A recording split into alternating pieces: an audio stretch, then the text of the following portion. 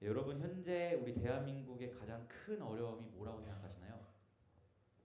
여러 가지 어려움들이 있겠죠. 근데 제가 봤을 때 우리 대한민국의 가장 큰 어려움은 분열이라고 생각해요. 분열. 대한민국 정치를 여러분이 좀 관심이 있는지 모르겠지만 이 보수라는 정권과 진보라는 그 정당의 분열이 굉장히 많고 또 MZ 세대라는 이제 여러분을 향한 우리 예은이까지는 MZ고 희원이부터는 알파 세대 뭐 이렇게 얘기하는데 어쨌든 세대를 막 이렇게 이야기하면서 우리 어른 세대와 우리 젊은 세대 간의 이런 갈등과 분열이 있고 또 하나 큰 분열이 이제 페미니즘의 영향으로 남자와 여자의 분열 이런 것들이 굉장히 많죠. 대한민국의 가장 큰 문제가 저는 분열이라고 생각하는데요. 이 분열됨으로써 일어나는 어려움들이 무엇이 있을까요? 저는 크게 제가 생각했을 때 분열의 가장 큰 어려움은 공통의 목표를 향해 달려나가야 하는데 분열이 되면 그것을 향해 달려갈 수 없게 만드는 것이 분열의 가장 큰 어려움인 것 같습니다. 우리 대한민국의 번영과 발전이라는 이 공통의 목표를 향해 달려가야 함에도 불구하고 그것보다 분열되어서 공통의 목표를 향해 달려가지 못하는 것이 참 분열의 어려움인 것 같아요. 그런데 여러분 이것이 사실 우리 대한민국의 문제만은 아닌 것 같습니다. 분열은요 나라만의 문제가 아니고 사실은 가정 안에서도 일어날 수 있는 게 분열이고요. 학교 안에서 또 직장 안에서 심지어는 하나님의 이름으로 부름받은 교회 안에서도 일어날 수 있는 것이 분열입니다. 분열. 그래서 저희가 오늘 찬양했잖아요. 형제의 모습 속에 보이는 하나님 영상 아름다워라 이렇게 찬양했잖아요. 존귀한 주의 자녀 됐으니 서로 사랑하며 섬겨라 라고 이렇게 이야기하는데 서로 사랑하며 섬기기보다 교회 안에서도 싸우고 분열하는 그런 모습들을 우리가 보게 된다는 것이죠. 사실 오늘 우리가 함께 읽은 이 고린도전서에 나오는 고린도 교회도 마찬가지였어요. 지난주에 얘기했죠. 되게 문제 많은 교회였다고. 가장 큰 문제가 분열, 그리고 두 번째가 성적인 타락, 이것이 고린도 교회의 가장 큰 문제였다고 제가 말씀드렸는데요. 특별히 오늘 읽은 말씀에서는 이 분열에 대한 언급을 바울이 하고 있다는 것을 보게 됩니다. 우리 한번 고린도 교회에 어떻게 분열이 되어 있었는지 11절 12절 말씀 같이 보았으면 좋겠습니다. 11절 12절 같이 읽을게요. 시작. 내 형제들아 글로의 지편으로 너희에 대한 말이 내게 들리니 곧 너희 가운데 분쟁이 있다는 것이라. 내가 이것을 말하거니와 너희가 각각 이르되 나는 바울에게 나는 아볼로에게 나는 게바에게 나는 그리스도에게 속한 자라 한다는 것이니. 아멘. 고린도 교회는 바울이 2차 전도 여행 때 세운 교회고 지금 바울은 3차 전도 여행으로 에베소라는 도시에 있어요. 에베소라는 도시에 있었는데 이 고린도라는 지역이 상업이 활달한 도시다 보니까 글로에라는 성도의 집에 속한 한 사람이 에베소의 상업을 위해서 사업을 위해서 방문을 한 거예요. 방문했으니까 바울 사도를 만났을 거 아니에요. 만약에 제가 피플스 교회를 떠나고 뭐 미국에서 사역을 하고 있어. 근데 여러분이 LA 왔다. 만약에 그러면 여러분이 저를 찾겠죠? 한번 얼굴 봅시다라고 찾겠죠? 그것처럼 바울이 고린도에 사역하다가 에베소라는 지역에서 이동하게 되었는데 글로에라는 그 고린도 교회 성도의 집에 속한 사람이 사업차 왔다가 바울을 만나게 된 거예요. 그래서 바울이 고린도 교회 잘 지내? 라고 물어봤더니 글로의 집에 속한 그 사람이 뭐라고 이야기하냐면 지금 교회 큰일 났습니다. 나는 아볼로에게, 나는 바울에게, 나는 게바 베드로예요. 베드로에게 속한 사람이다 라고 이야기하면서 지금 교회 가운데 분열이 일어나고 있습니다 라는 이야기를 그 사람이 전한 거예요. 그래서 바울이 그 얘기를 듣고 이거는 심각하다, 이러면 안 된다라고 편지를 쓴 게 고린도 전서라는 말입니다. 근데 오늘 말씀을 보면 바울, 아볼로, 베드로 이 사람들의 파라고 이야기하면서 싸웠다고 했잖아요. 이 사람들은 되게 교회의 유력한 지도자들이었어요. 바울은 고린도 교회를 세운 사람이고 아볼로는 바울을 도와서 같이 사역을 했는데 이 사람은 말빨이 너무 좋아서 설교를 엄청 잘했던 사람이고 베드로는 여러분 다 알고 있잖아요. 예수님의 그 제자, 예루살렘 교회를 세운 그 사도였기 때문에 굉장히 유력한 지도자들이었습니다. 그리고 성도들은 이 지도자들 나는 바울 사람이야, 나는 뭐 베드로, 나는 아볼로 사람이야 이러면서 서로 분열이 되었다라는 것을 우리가 말씀을 통해서 보게 되는 거죠. 근데 도대체 이들은 왜 분열이 되었을까? 그 분열의 이유를 보니까 13절에서 15절을 보면 그 분열의 이유가 크게는 세례 때문이었다는 것을 말씀을 통해서 보게 돼요. 즉 이런 거죠. 나는 바울에게 세례를 받았어. 나는 베드로에게 세례를 받았어. 나는 아볼로에게 세례를 받았어. 라고 이야기하면서 내가 누구에게 세례를 받았는가에 따라서 서로 팔을 나눠서 파벌 싸움을 교회 안에서 하고 있었다는 것을 보게 되는 것입니다. 이에 대해서 바울이 교회를 향해 분명하게 이야기하는데요. 우리 한번 14절 15절 같이 읽어볼게요. 세례 때문에 파벌이 나눠지고 분열하는 교회를 향해 바울이 이렇게 이야기합니다. 14, 15 같이 읽게요. 시작. 나는 그리스보와 가이오 외에는 너희 중 아무에게도 내가 세례를 베풀지 아니한 것을 감사하노니 이는 아무도 나의 이름으로 세례를 받았다 말하지 못하게 하려 함이라. 아멘. 바울은 자신이 세례를 준 사람이 고린도 교회 안에 별로 없었어요. 근데 그 이유가 일부러 세례를 많이 안 준 거야. 왜냐하면 사람들이 나는 바울에게 세례를 받았어 라고 이야기하면서 그 탈을 만들 것을 바울이 어느 정도 예측을 하고 있었기 때문에 일부러 가이오와 그리스보 외에는 내가 세례를 주지 않았다라고 이야기를 하고 있는 거예요. 그 이유가 내가 드러나는 것이 아니고 세례의 사실은 주관자 되시는 예수님이 드러나게 하기 위해서 얼마 세례를 주지 않았다라고 바울이 이야기하고 있는 거죠. 즉 바울은 지금 누구에게 세례를 받았는가로 분열하고 있는 교회를 향해 어떤 이야기를 하고 싶은 거예요? 세례를 준 사람이 중요한 게 아니고 세례를 준 사람이 드러나는 게 중요한 게 아니고 그 세례를 준 사람을 통해서 역사하시는 예수 그리스도가 중요하다는 것을 바울이 이야기하고 싶은 것이죠. 왜요? 바울은 사역자인 자신이 교회 가운데 드러나는 것이 아니라 그를 부르시고 또 세우신 또 교회를 부르시고 세우신 그리스도 예수만이 드러나기를 간절히 바랬던 사람이 바울이었기 때문입니다. 그래서 바울이 17절에 이렇게 이야기해요. 17절 같이 읽어보겠습니다. 시작. 그리스도께서 나를 보내심은 세례를 베풀게 하려 하심이 아니요 오직 복음을 전하게 하려 하심이로되 말의 지혜로 하지 아니함은 그리스도의 십자가가 헛되지 않게 하려 함이라.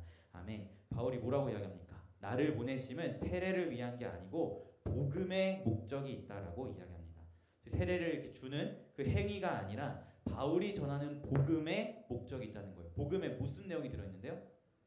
예수 그리스도의 죽음과 부활이라는 그들을 향한 구원의 소식이 깃들어 있는 게 복음이잖아요. 즉 바울은 자신의 부름의 목적은 내가 드러나는 것이 아니라 내가 전하는 그 복음 가운데 깃들어 있는 그리스도 예수가 드러나는 것이 나의 사역의 목적이다라고 교회에게 분명하게 이야기하면서 누구에게 세례를 받았는가로 싸우지 말고 우리가 사람이 아니라 예수 그리스도를 바라봐야 한다는 것을 바울은 이야기하고 있는 것입니다. 고린도 교회는 자신들을 교회로 부르신 예수 그리스도께 초점을 두고 예수님을 바라보며 나아갔어야 했는데 예수가 아니라 자신의 영적인 지도자였던 바울, 아볼로, 베드로를 바라봤기 때문에 그 사람을 기준으로 파벌을 나누어서 분열된 모습을 보이고 있었다는 것이죠. 사랑하는 피플 여러분, 여러분을 하나님께서 피플스 교회라는 이름으로 부르셨어요. 아멘이죠? 그런데 제가 여러분에게 묻고 싶은 것은 교회로 부름받은 여러분은 교회 안에서 도대체 누구를 바라보고 있느냐라는 것을 여러분에게 질문하고 싶습니다. 여러분은 교회에 나와서 누구를 바라보고 무엇을 바라보고 계십니까? 한번 생각해 봤으면 좋겠어요.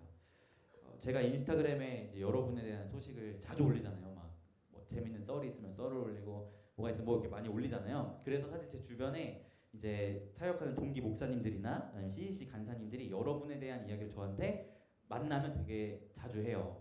그래서 제가 심지어 어떤 일이 있었냐면 CCC에 되게 교재를 제가 요즘 개정하고 있어요. 새로 교재를 이제 편집해서 만들고 있는데 그 교재 가운데 쓰고 싶은 내용이 예를 들고 싶은 거야. 뭐 예를 대화문이야. 예를 들어서 뭐 아무개야 뭐 너는 예수 믿어 이런 대화문을 쓰고 싶은데 그 대화문을 쓰려면 그 등장하는 등장 인물의 이름이 필요하잖아요. 근데 내가 아무리 생각해도 이름이 생각이 안 나는 거야. 그래서 그 당시가 2024년이었어요. 너무 생각이 안 나서 제가 거기에 구보는 강예은 이주원 신수아라는 이름을 썼어요.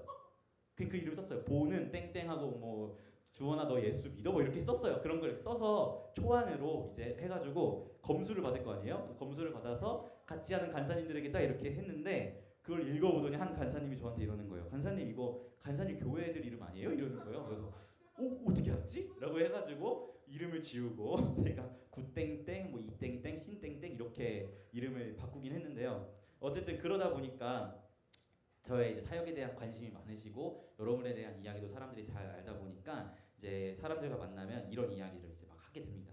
근데 한 분이 저에게 저의 그런 사역의 이야기를 들으시다가 이런 말씀을 하시는 거예요. 예찬 간사는 예수 그리스도의 제자를 세우는 게 아니고 박예찬의 제자를 세우는 거 아니야? 라는 말을 이렇게 하시더라고요. 근데 제가 이 말을 듣고 아닙니다. 저는 예수의 제자를 세우고 있습니다. 라는 말을 솔직히 선뜻 하기가 어려웠어요.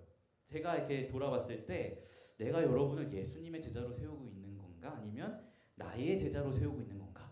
라는 질문이 제 안에 스스로 던지게 되더라고요.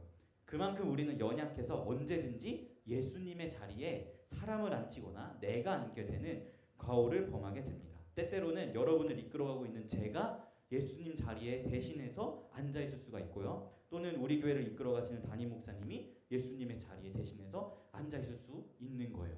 우리가 깨어서 교회 가운데 누구를 바라봐야 하는지 그 초점을 명확하게 하지 않으면요, 고린도 교회 성도들처럼 예수님을 바라보는 게 아니고 교회 안에서 예수님이 아닌 뭐 사역자, 담임 목사님, 아니면 누구 친구, 내가 좋아하는 누나, 뭐 이런 사람들을 바라볼 수 있게 된다는 것이죠. 지금 막 애들이 눈이 땡겨드는데 누가 저에게 저 어떤 누나 좋아해요라고 이야기해서 이 얘기를 한 게 아닙니다.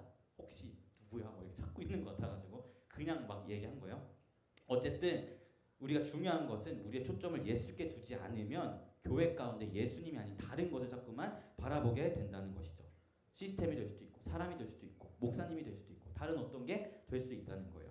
그래서 저는 여러분에게 여쭤보고 싶습니다. 사랑하는 피플 여러분, 여러분은 교회 안에서 무엇을 바라보고 계십니까? 상당히 많은 수의 그리스도인들이 교회 안에서 예수님이 아니라 특히 담임 목사님을 바라보게 되는 경우가 상당히 많은 것 같아요. 우리 교회가 그렇다는 게 아니고 그냥 한국교회 성도님들이 하는 얘기 중에 가장 많이 하는 얘기가 우리 목사님 설교 좋아, 아니면 우리 목사님 설교 어때, 뭐 이런 얘기 가장 많이 하잖아요. 여러분 이 말에 깃들어 있는 그들의 생각을 한번 곱씹어서 생각해 보세요. 우리가 교회에 목사님 설교 들으러 나오는 거예요? 하나님 말씀 들으러 나오는 거예요? 목사님의 입을 통해서 하나님이 전하시는 그 말씀을 들으러 나오는 건데, 많은 수의 사람들이 하나님의 말씀이 좋아라는 말이 아니고 목사님의 설교가 좋아라고 이야기하면서 그들의 초점이 지금 은연중에 예수가 아니라 사람에게 가 있다는 것을 우리가 보게 되는 거예요. 그뿐만 아니에요. 찬양팀 뭐 이런 거 얘기했을 때 우리 교회 찬양팀 어때? 찬양 인도자가 뭐 어때? 이런 얘기를 하는 것도 사실은 똑같죠. 우리가 교회에서 찬양을 하는 게 공연을 보기 위해서 찬양을 하는 거예요? 우리를 구원하신 하나님을 높이기 위해 찬양하는 거예요? 우리를 구원하신 하나님을 높이기 위해 찬양하는 거잖아요. 근데 우리의 초점이 자꾸만 예수님이 아니라 하나님이 아니라 다른 것을 바라보면서 이야기하고 있다는 것을 우리가 은연중에 발견하게 되는 것입니다. 그래서 저부터도 사실은 은연중에 이런 이야기를 되게 많이 하고 있다는 걸 제 스스로가 느껴요. 그렇기 때문에 우리가 조금은 더 민감히 깨어서 우리 교회 안에서 내가 지금 하나님을 바라보고 있는지 아니면 사람을 바라보고 있는지 또는 시스템을 바라보고 있는지 이것을 민감히 깨어서 생각해 봐야 합니다. 그래서 이 시간 우리 옆지체와 한번 나눠봤으면 좋겠습니다. 나는 교회 안에서 솔직하게 누구를 바라보고 있는가?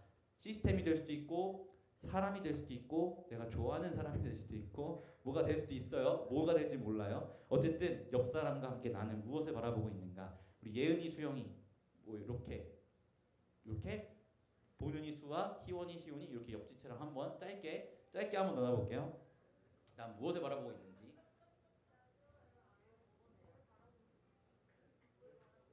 민호랑 선아, 뭐 민준, 민호 아니네? 누가 정민이? 정민이랑 선아, 뭐 민준이, 본민이 뭐 이렇게 민호, 희성이.